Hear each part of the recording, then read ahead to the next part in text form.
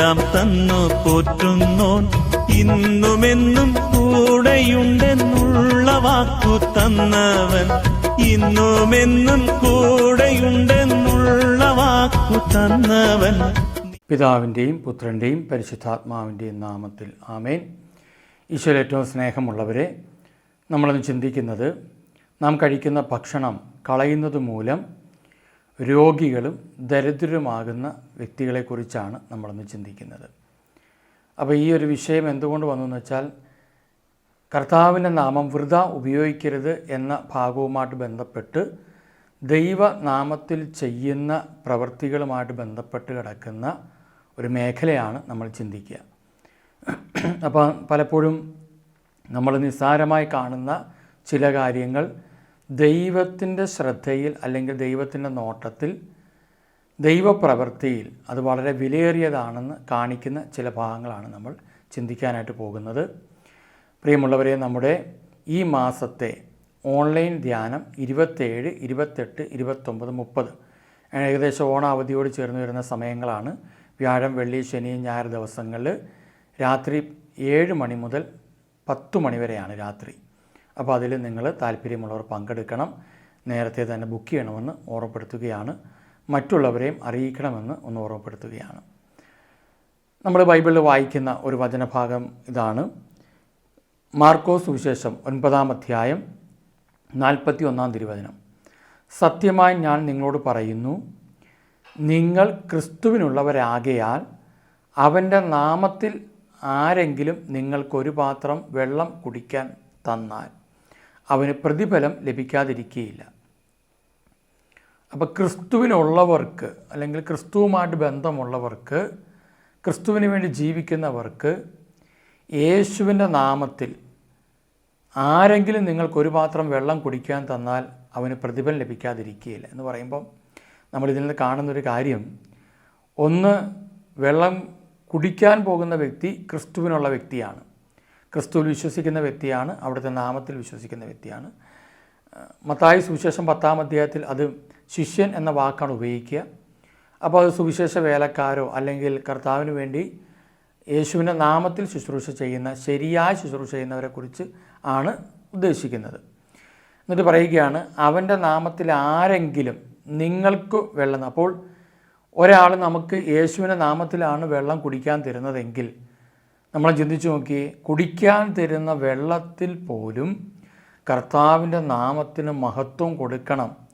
കഴിക്കുന്ന ആഹാരത്തിൽ പോലും കർത്താവിൻ്റെ നാമത്തിന് മഹത്വം കൊടുക്കണം എന്നൊരു ചിന്ത കർത്താവ് കൊണ്ടുവരികയാണ്. അപ്പോൾ പറയുകയാണ്, അവൻ്റെ നാമത്തിൽ ആരെങ്കിലും. അപ്പോൾ സ്വീകരിക്കുന്ന ആൾ ക്രിസ്തുവിൻ്റെ നാമത്തിൽ വിശ്വസിക്കുന്ന വ്യക്തിയാണ്, കൊടുക്കുന്ന ആളും ക്രിസ്തുവിൻ്റെ നാമത്തിൽ വിശ്വസിക്കുന്ന വ്യക്തിയാണ്. എന്നിട്ട് പറയുകയാണ്, നിങ്ങൾക്കൊരു പാത്രം വെള്ളം കുടിക്കാൻ തന്നാൽ അവന് പ്രതിഫലം ലഭിക്കാതിരിക്കുക. അപ്പോൾ കൊടുക്കുന്നവർക്കും ദൈവം പ്രതിഫലം, കുടിക്കുന്നവർക്കും പ്രതിഫലം ലഭിക്കുന്ന ഒരു കർത്താവിൻ്റെ സ്നേഹത്തെയാണ് നമ്മളിവിടെ കാണുന്നത്.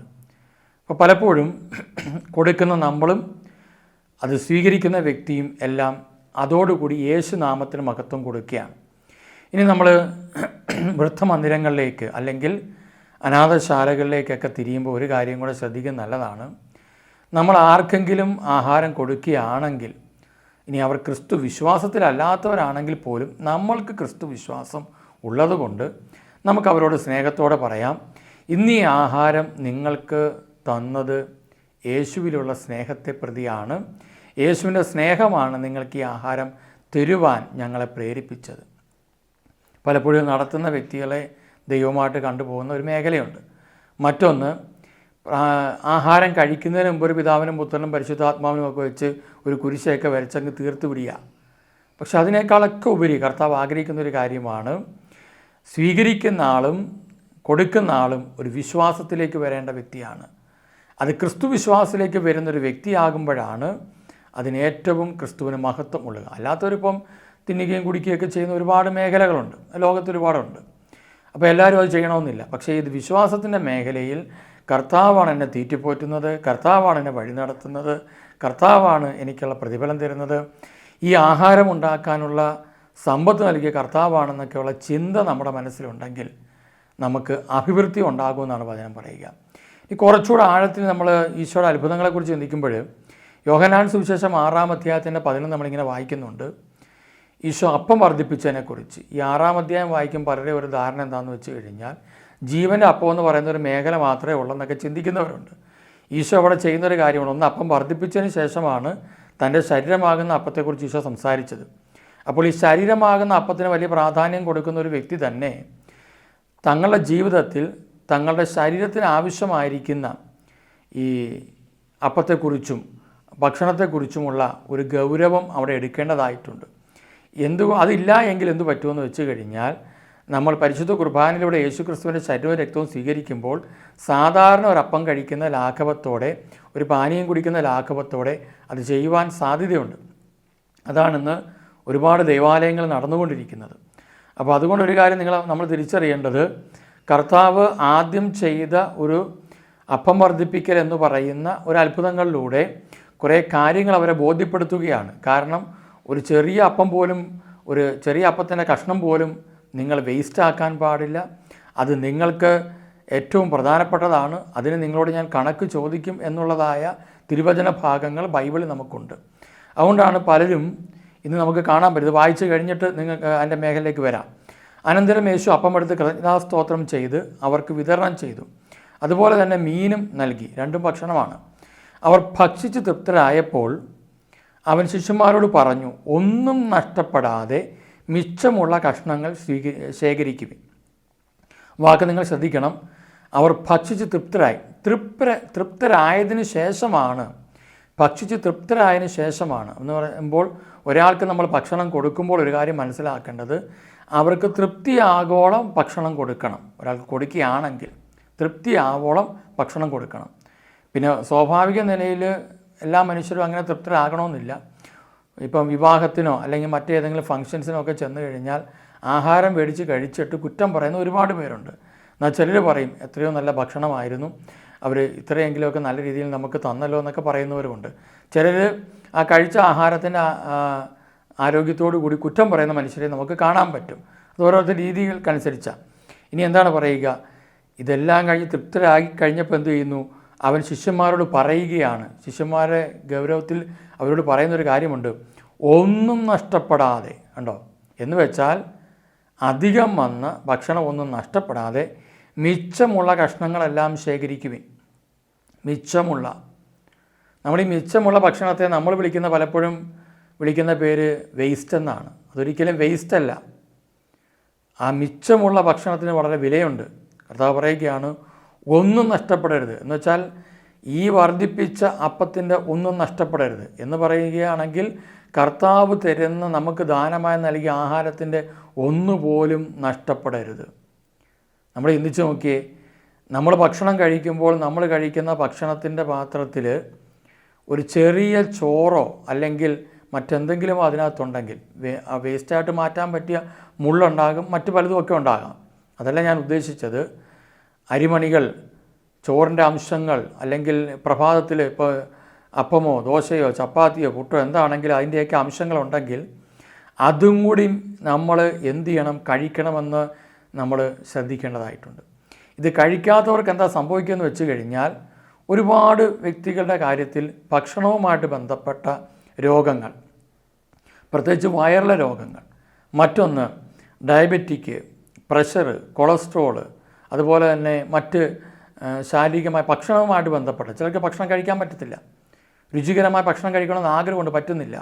ഒരു കാലത്ത് ദൈവം അവർക്ക് നൽകി ഈ ഭക്ഷണത്തെ അവരെന്ത് ചെയ്തു? അവരത് നഷ്ടപ്പെടുത്തി കളഞ്ഞു. ചിലരങ്ങനെയാണ്. പാത്രം നിറച്ച് ചോറെടുക്കും. എടുത്തു കഴിഞ്ഞാൽ അതിൻ്റെ ഒരു 60% അല്ലെങ്കിൽ 3/4 കഴിച്ചിട്ട് ബാക്കി കൊണ്ടുപോയി വേസ്റ്റ് ബക്കറ്റിലിടും. അങ്ങനെ കാണാൻ പറ്റും. ചിലർ മീൻ എടുത്തു കഴിഞ്ഞാൽ ആ മീനിൻ്റെ മുള്ളിനകത്ത് തന്നെ ഏതാണ്ട് അരഭാഗം മാംസഭാഗങ്ങളുണ്ടാവും. അരഭാഗത്തോളം മാംസമുണ്ട്. അങ്ങനെയൊന്നും ഒരിക്കലും നമ്മൾ ചെയ്യരുത്. നാളെ ഒരു നേരത്തെ ആഹാരത്തിന് വേണ്ടി, നിങ്ങൾക്കറിയാമല്ലോ ഇപ്പോൾ നമ്മുടെ കേരളത്തിൽ പ്രളയം വന്നപ്പോൾ എന്തുമാത്രം ബുദ്ധിമുട്ടി വീണ്ടും ആൾക്കാർ. ഇതെല്ലാം സൂചനകളാണ്.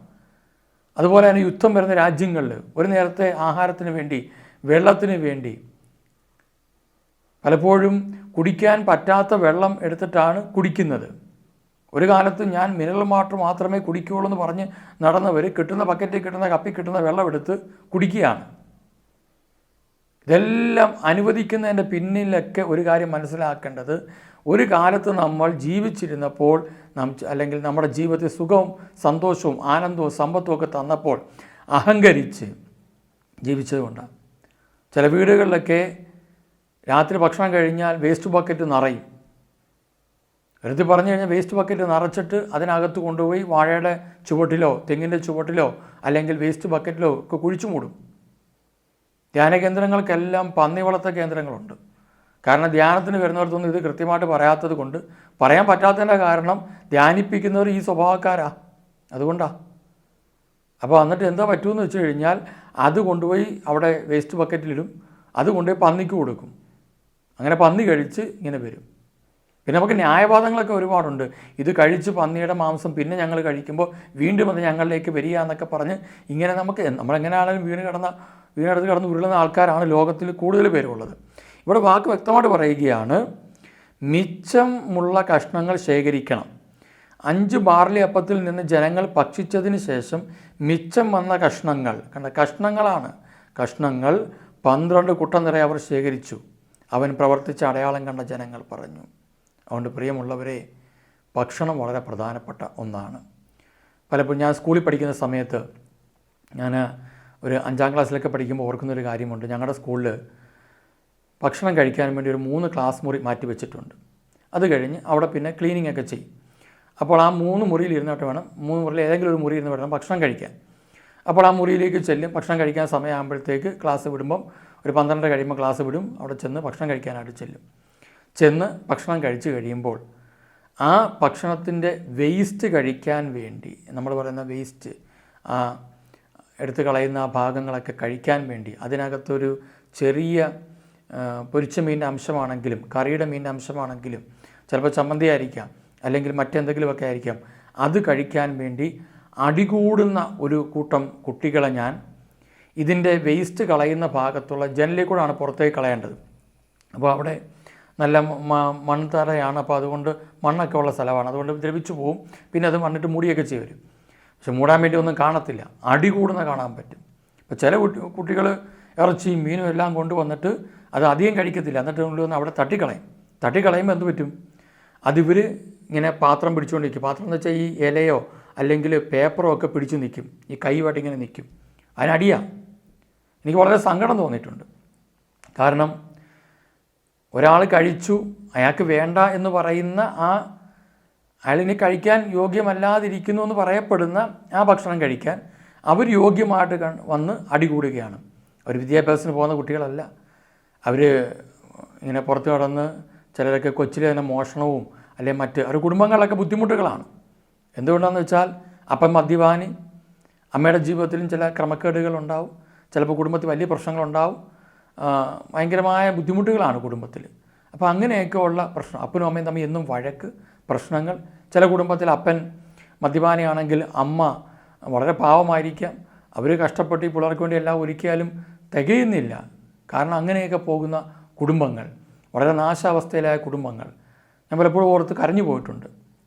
അന്ന് എൻ്റെ മനസ്സിൽ വന്നൊരു കാര്യമാണ്, ഭക്ഷണത്തിന് എന്തുമാത്രം വിലയുണ്ട് എന്നുള്ളത്. ഇതാരും പഠിപ്പിച്ചതല്ല. പലപ്പോഴും നമ്മുടെ ജീവിതത്തിൽ നമ്മൾ തിരിച്ചറിയേണ്ടതായിട്ടുണ്ട്. പണമുള്ള സമയത്ത് ഇന്ന് ഹോട്ടലുകളിലൊക്കെ നിങ്ങൾ ശ്രദ്ധിച്ചറിയാൻ പറ്റും, ഇന്ന് കല്യാണ വീടുകളിൽ ഫുഡിന് വേണ്ടി അടിയാണ്. ഒരു ഐസ്ക്രീം കിട്ടിയില്ലെങ്കിൽ, ഒരു പപ്പടം കിട്ടിയില്ലെങ്കിൽ, അല്ലെങ്കിൽ മറ്റൊരു കറി ഇച്ചിരി കുറഞ്ഞു പോയാൽ പരാതിയും അടിയും വഴക്കും എല്ലാമാണ്. അങ്ങനെ അത് അലങ്കോലപ്പെട്ട് നമുക്ക് കാണാനായിട്ട് പറ്റും. അതുപോലെ തന്നെ പല സ്ഥലങ്ങളിൽ ആവശ്യത്തിന് എടുക്കത്തില്ല, ഒരുപാടങ്ങ് എടുത്തിട്ട് കൊണ്ടുപോയി അത് തട്ടിക്കളയും.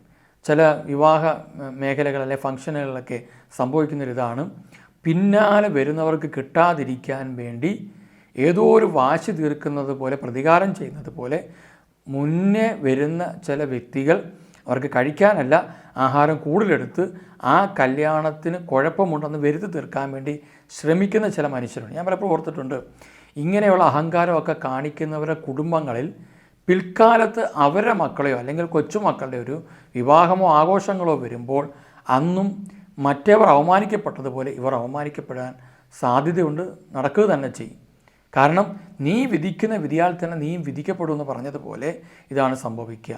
അതുകൊണ്ട് പ്രിയമുള്ളവരെ, നമ്മൾ ആർക്കെങ്കിലും ആഹാരം കൊടുക്കുകയാണെങ്കിൽ ഒന്ന് അത് രുചികരമായി കൊടുക്കുക, തൃപ്തിയോടെ കൊടുക്കുക, അങ്ങനെയുള്ള ഒരു അവസ്ഥയിലേക്ക് വരണം. അതോടൊപ്പം തന്നെ എത്ര വേണം എന്നുള്ളത് ഇപ്പം നമ്മൾ ധ്യാനത്തിലൊക്കെ ഞങ്ങൾ പറയുന്നൊരു കാര്യമാണ്. നിങ്ങൾ എത്ര വേണം, 2, 3, 4 പ്രാവശ്യം നിങ്ങൾക്ക് ഭക്ഷണം എടുത്ത് കഴിക്കാം. പക്ഷെ നിങ്ങളുടെ ശാരീരിക അവസ്ഥ നിങ്ങൾക്കറിയാം, നിങ്ങൾക്ക് എത്ര കഴിക്കാൻ പറ്റുമെന്നറിയാം. അത്രയും ഭക്ഷണമേ നിങ്ങൾ എടുക്കാവുള്ളൂ. അല്ലാതെ കൊണ്ട് വേസ്റ്റ് ആക്കരുത്, അതുകൊണ്ട് നഷ്ടപ്പെടുത്തരുത് നിങ്ങൾ. കാരണം മറ്റൊരാൾക്ക് അർഹതപ്പെട്ടതാണ് നിങ്ങൾ നഷ്ടപ്പെടുന്നത്. മദർ തെരേസ ഇങ്ങനൊരു കാര്യം പറയുന്നുണ്ട്. നിങ്ങൾ പാത്രം കഴുകുന്നതിന് മുമ്പ് നിങ്ങളുടെ പാത്രത്തിൽ ഒരു ചെറിയ ചോറിൻ്റെ അംശം, ട്രാൻസ്ലേറ്റ് ചെയ്ത് തന്നപ്പോൾ അങ്ങനെയാണ്, ചോറിൻ്റെ ഒരു അംശം ഉണ്ടെങ്കിൽ അതും കൂടെ എടുത്ത് കഴിച്ചിട്ട് വേണം നിങ്ങൾ ആ പാത്രം കഴുകാൻ. ഞാനതൊക്കെ കേട്ടപ്പോൾ, ഇതൊക്കെ വായിച്ച് ധ്യാനിച്ചപ്പോഴൊക്കെ എൻ്റെ മനസ്സിൽ വന്നൊരു കാര്യമുണ്ട്. പണ്ട് നമ്മുടെ കാരണവന്മാരൊക്കെ ഇങ്ങനെ കൈ നക്കുമായിരുന്നു, ഇങ്ങനെ മടക്കി നക്കും, ഇങ്ങനെ നക്കുകയൊക്കെ ചെയ്യുമായിരുന്നു.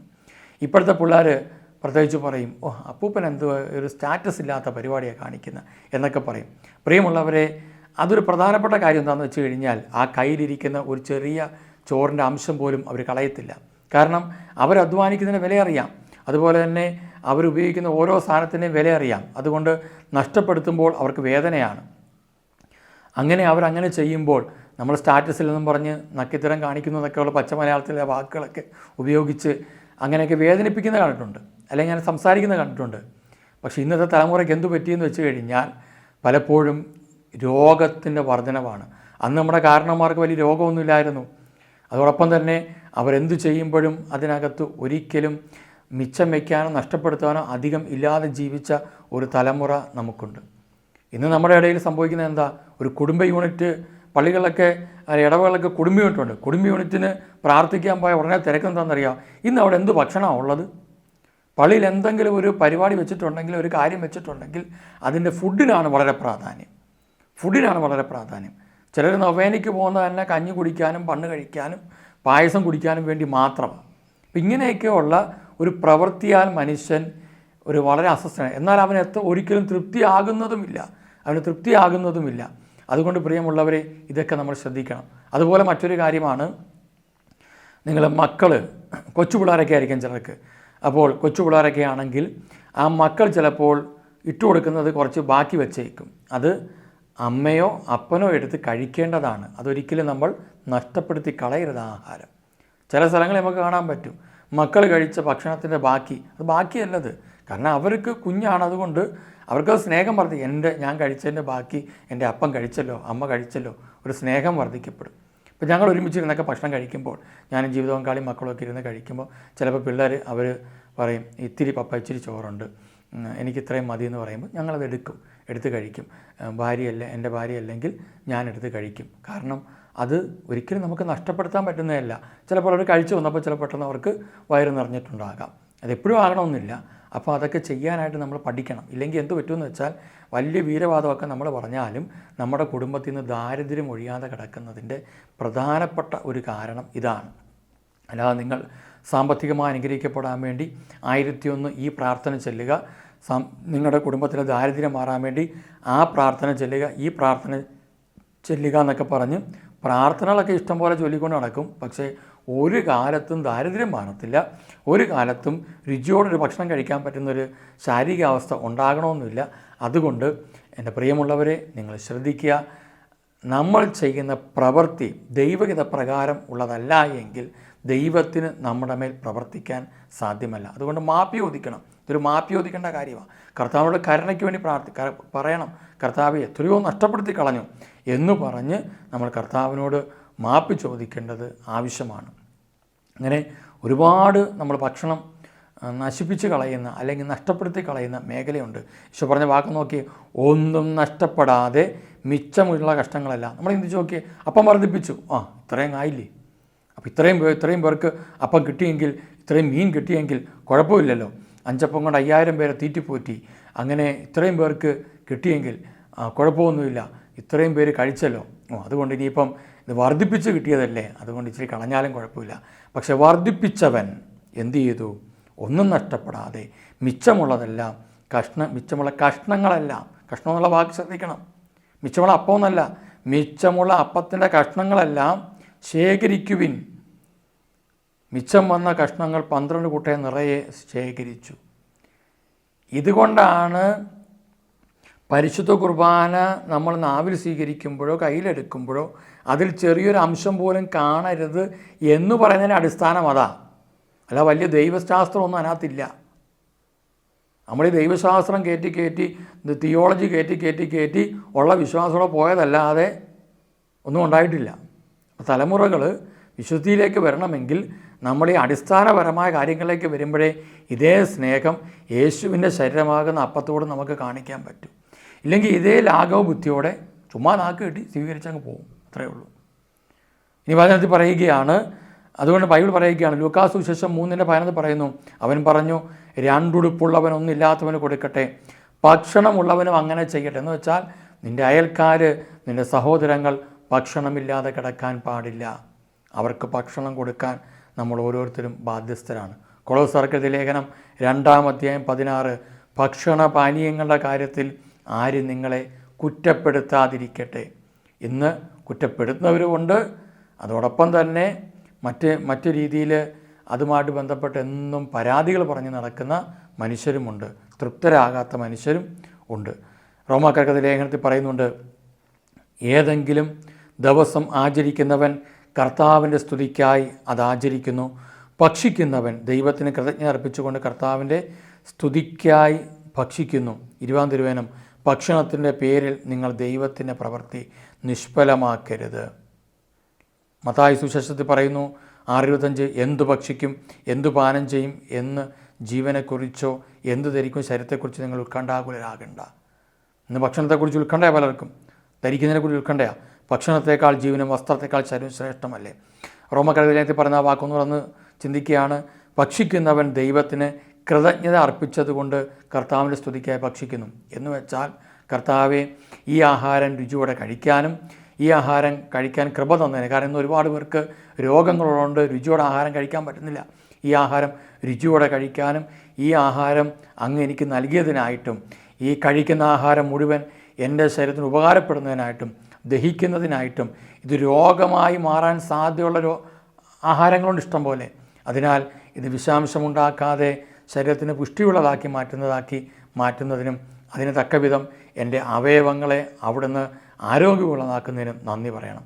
ഈ ഭക്ഷണം എനിക്ക് ഉണ്ടാക്കുവാനായിട്ട് നമുക്ക് അരിയാട്ടം നമ്മൾ മേടിക്കുന്നത് അത് നമ്മൾ ഉണ്ടാക്കുകയാണ്. ചിലർ പിന്നെ വീട്ടിൽ പാചകമൊന്നുമില്ല, എപ്പോഴും ഈ ഹോട്ടലുകളിൽ പോയി ഭക്ഷണം കഴിച്ച് സാമ്പത്തിക ബാധ ഉണ്ടാകുന്ന ചില ആൾക്കാരുണ്ട്. അധ്വാനിക്കാൻ താല്പര്യമില്ല അവരെപ്പോഴും ഭക്ഷണം കഴിക്കാനായിട്ട് പുറത്തേക്ക് പോകുന്നതിൽ വല്ലപ്പോഴും പോകുന്നതിൽ തെറ്റില്ല. പക്ഷേ ചിലരെപ്പോൾ നോക്കിയാലും പുറത്തുള്ള ആഹാരം കഴിച്ച് ഇങ്ങനെ അലസരായിട്ട് കഴിയുന്ന മനുഷ്യരുണ്ട്. അവർ രോഗികളായി മാറിക്കൊണ്ടിരിക്കുകയാണ്, തീരാ രോഗികളായി മാറിക്കൊണ്ടിരിക്കുകയാണ്. അവർ പെട്ടെന്ന് മരിച്ചു പോകാൻ സാധ്യതയുണ്ട്. അപ്പോൾ അതുകൊണ്ട് ഇവിടെ കർത്താവിനോട് പറഞ്ഞു, കർത്താവേ ഈ ആഹാരം ഞങ്ങൾക്ക് മേടിക്കുവാനായിട്ട്, ഇതിൻ്റെ അരി മേടിക്കാനെങ്കിലും മീൻ മേടിക്കാനോ അല്ലെങ്കിൽ മറ്റ് പച്ചക്കറികൾ മേടിക്കാനോ മറ്റ് ആഹാരത്തിനോട് ചേർക്കുന്ന മറ്റ് വസ്തുവകൾ മേടിക്കാനോ ഒക്കെ ആയിട്ടുള്ള പണം അധ്വാനത്തിന് തന്നതുകൊണ്ടാണ്. കർത്താവ് അധ്വാനിക്കാൻ പറ്റുന്നില്ലായിരുന്നെങ്കിൽ ദരിദ്രനായി പോകുമായിരുന്നു, കുടുംബം ദാരിദ്ര്യത്തിലാകുമായിരുന്നു, ഒരുപാട് പേരുടെ വേദന അനുഭവിക്കേണ്ടി വരുമായിരുന്നു. അതിനെല്ലാം കർത്താവിന് നന്ദി പറഞ്ഞിട്ട് പറയണം, കർത്താവ് ഈ ആരോഗ്യത്തിന് നന്ദി, ഇനി ഒരിക്കലും ഞാൻ എൻ്റെ ജീവിതത്തിൽ ഭക്ഷണം നഷ്ടപ്പെടുത്തത്തില്ല എന്ന് ഒരു തീരുമാനമെടുത്ത് കർത്താവ് ഇതുവരെ നമ്മളെ പരിപാലിച്ച് നന്ദി പറയുക. ഇനിയും നമ്മുടെ ജീവിതത്തിൽ ഭക്ഷണം നഷ്ടപ്പെടുത്താതെ കർത്താവിൻ്റെ മഹത്വത്തിനായി ഇനി ഓരോ നിമിഷവും ആഹാരം കഴിക്കുവാനും പാനീയങ്ങൾ കുടിക്കുവാനും നമുക്ക് സാധിക്കട്ടെ. അങ്ങനെ നമ്മൾ അനുഗ്രഹിക്കട്ടെ. പ്രിയമുള്ളവരെ, നമ്മുടെ ധ്യാനത്തിൻ്റെ കാര്യം ഒരിക്കൽ കൂടി ഓർമ്മപ്പെടുത്തുന്നു. ഈ വരുന്ന 27, 28, 29, 30 തീയതികളിലാണ് എല്ലാവരും താല്പര്യമുള്ള എല്ലാവരും തന്നെ വചനത്തിൽ ശുശ്രൂഷ പങ്കെടുക്കണം. കാരണം രോഗത്തിലും കടബാധയിലും തകർച്ചയിലും ദുരിതങ്ങളിലും വിഷമങ്ങളിലും ഒക്കെ കഴിയുന്നവർക്ക് വേണ്ടിയിട്ടുള്ള ഒരു ശുശ്രൂഷയാണത്. കർത്താവിൻ്റെ രണ്ടാമത്തെ വരവിനെക്കുറിച്ച് വ്യക്തമായ ചില ബോധ്യങ്ങളും അതിനകത്ത് നിത്യതയെക്കുറിച്ചുള്ള ബോധ്യങ്ങളും അതിനകത്ത് പ്രധാനമായിട്ടുണ്ടാകും. നിങ്ങളത് പങ്കെടുക്കണമെന്ന് ഉറപ്പെടുത്തുന്നു. ഈ ശുശ്രൂഷ പങ്കെടുത്തതിന് നന്ദി. നമുക്കൊന്ന് പ്രാർത്ഥിക്കാം. കാരുണ്യവാനായ കർത്താവേ, ഞങ്ങൾ ഇത്രയും നാളും ഇസ്രായേൽ ജനത തീറ്റിപ്പോറ്റിയതുപോലെ അങ്ങയുടെ പ്രിയപ്പെട്ട മക്കളെ പരിപാലിച്ചതുപോലെ ഞങ്ങളും അങ്ങയുടെ മക്കളായതുകൊണ്ട് ഞങ്ങളെ പരിപാലിച്ചു. എന്നാൽ അങ്ങ് നൽകിയ ഭക്ഷണം പലപ്പോഴും ദൂർത്തടിച്ചും നശിപ്പിച്ചും കളഞ്ഞും ഒക്കെ ഞങ്ങൾ അഹങ്കരിച്ചു പോയ നിമിഷങ്ങളുണ്ട്. അതുവഴി ഞങ്ങളുടെ കുടുംബത്തിലേക്ക് വന്ന തകർച്ചകൾ, ദുരിതങ്ങൾ, മറ്റ് ബന്ധനങ്ങൾ എല്ലാം എടുത്തു മാറ്റണമേ. കർത്താവേ, അങ്ങ് നൽകിയ ഭക്ഷണത്തെയും അതിനു വേണ്ടുന്ന പണത്തെയും ആരോഗ്യത്തെയും എല്ലാം ഓർത്ത് നന്ദി പറയുന്നു. ഈശോയെ, അവിടെ തിരുത്തം കൊണ്ട് ഞങ്ങളെ കഴുകണമേ. അങ്ങയുടെ നാമത്തിൽ ഒരു പാത്രം വെള്ളമെങ്കിലും മറ്റുള്ളവർക്ക് കൊടുക്കുവാൻ ഞങ്ങൾക്ക് സാധിക്കുന്നുണ്ടെങ്കിൽ അത് എത്രയോ മഹത്വമുള്ള കാര്യമാണ്. മറ്റുള്ളവരും നിന്ന് ഞങ്ങൾ സ്വീകരിക്കുന്നതും യേശുനാമത്തിലായിരിക്കട്ടെ എന്ന് ഞങ്ങൾ ആഗ്രഹിക്കുന്നു. പരിശുദ്ധാത്മാവെ ഞങ്ങളെ ശക്തിപ്പെടുത്തണമേ, ബലപ്പെടുത്തണമേ. ഞങ്ങളായിരിക്കുന്ന ഓരോ മേഖലകളിലും ഞങ്ങളുടെ ശരിയും തെറ്റുമെല്ലാം തിരിച്ചറിയുവാൻ സഹായിക്കണമേ. പരിശുദ്ധ അമ്മേ, കാനായിലെ കല്യാണത്തിൻ്റെ കുറവുകൾ കണ്ട് അവിടെ ആവശ്യമായിരിക്കുന്നത് എന്താണോ അത് പുത്രനോട് പറഞ്ഞ് ആ കാര്യങ്ങളെല്ലാം നിവൃത്തിയാക്കാൻ അമ്മ ശ്രമിച്ചതുപോലെ ഞങ്ങളുടെ കുടുംബത്തിലെ ദാരിദ്ര്യങ്ങളും ബുദ്ധിമുട്ടുകളും പ്രയാസങ്ങളും രോഗപീഠകളും എല്ലാം മാറി ഞങ്ങളും ആരോഗ്യമുള്ളവരാകുവാൻ വേണ്ടി അമ്മ സഹായിക്കണമേ. മിഖാൽ ഗബ്രിയേൽ അപരിദൂതന്മാരെ ഞങ്ങളോടൊപ്പമായിരിക്കണമേ. നിത്യം പിതാവിൻ്റെയും പുത്രൻ്റെയും പരിശുദ്ധാത്മാവിൻ്റെയും നാമത്തിൽ ആമേൻ. ഈശോയിൽ ഏറ്റവും സ്നേഹമുള്ളവരെ, ഈ സന്ദേശം നിങ്ങൾ കേട്ടതിന് നന്ദി പറയുന്നു. നിങ്ങൾ ഓരോരുത്തരും ഈ ശുശ്രൂഷയോട് കാണിക്കുന്ന വലിയ സ്നേഹത്തിനും നിങ്ങളുടെ പ്രാർത്ഥനയ്ക്കും സഹായങ്ങൾക്കും എല്ലാമായിട്ട് യേശുവിൻ്റെ നാമത്തിൽ നന്ദി പറയുകയാണ്. നിങ്ങളും നിങ്ങളുടെ കുടുംബങ്ങളും എല്ലാം അനുഗ്രഹിക്കപ്പെടട്ടെ. മറ്റുള്ളവർക്ക് ഈ സന്ദേശം പങ്കുവെച്ചു കൊടുക്കുക. നിരവധി പേർ ക്രിസ്തുവിനെ അറിയട്ടെ, രക്ഷയുടെ അനുഭവത്തിലേക്ക് വരട്ടെ. തകർച്ചകളിൽ നിന്നും ദുരിതങ്ങളിൽ നിന്നും യേശുവിലൂടെ അവരെല്ലാം രക്ഷ പ്രാപിക്കട്ടെ. Praise the lord. Thank you. നീയല്ലോ ഞങ്ങൾക്കുള്ള ദിവ്യ സമ്പത്തേശുവേ, നീയല്ലാതില്ല ഭൂവിൽ ആഗ്രഹിപ്പാനാരുമേ, നീയല്ലാതില്ല ഭൂവിൽ ആഗ്രഹിപ്പാനാരുമേ. നീയല്ലോ ഞങ്ങൾക്കുള്ള ദിവ്യ സമ്പത്തേശുവേ, നീയല്ലോ ഞങ്ങൾക്കായി